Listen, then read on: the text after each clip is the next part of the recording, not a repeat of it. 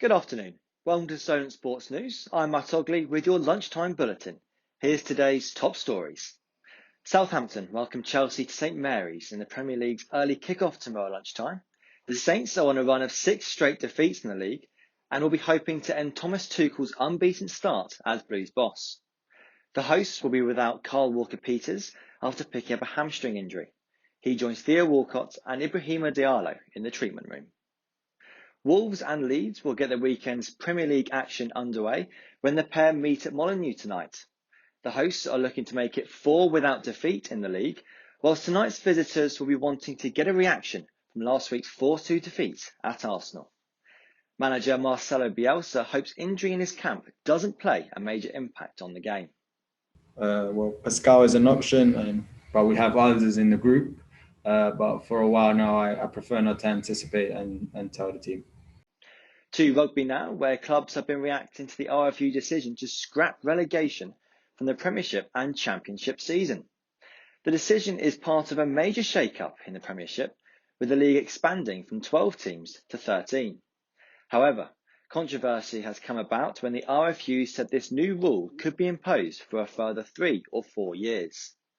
Mark Lavery, who is at the director of rugby at Championship side Amphill, said it's another way for the RFU to ring-fence the Premiership. Potentially, they're going to ring-fence the Premiership for 3 or 4 years subsequently. Now, Sam, let's be clear.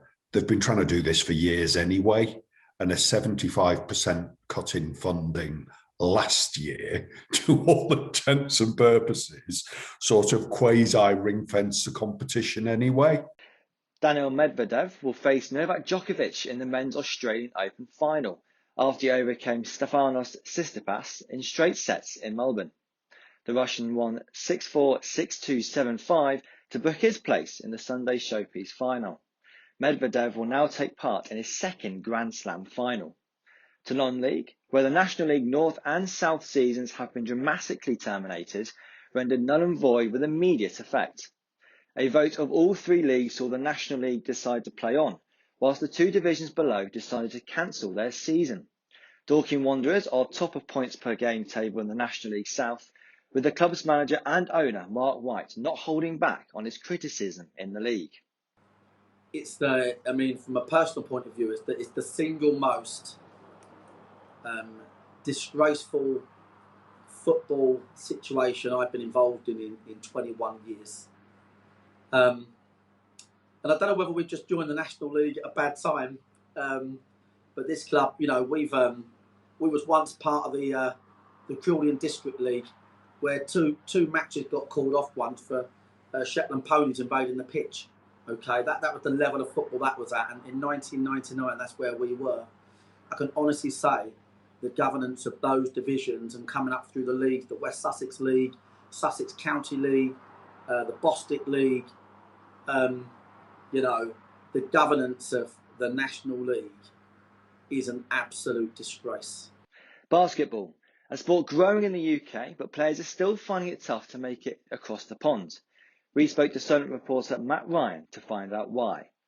I'm standing here outside Solent Gym, which is home to Solent Kestrels, and today we're going to discuss why it's so hard for British players to go overseas to the NBA. One problem is government funding.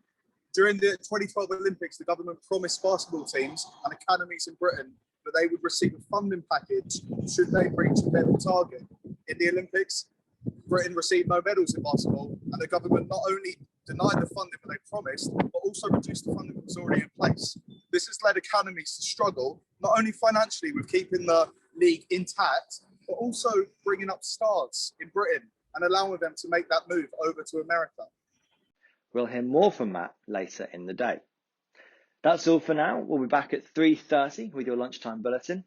Make sure to stay across all the latest news on solentjournalism.co.uk and tune in later for more reaction to the end of the National League South season.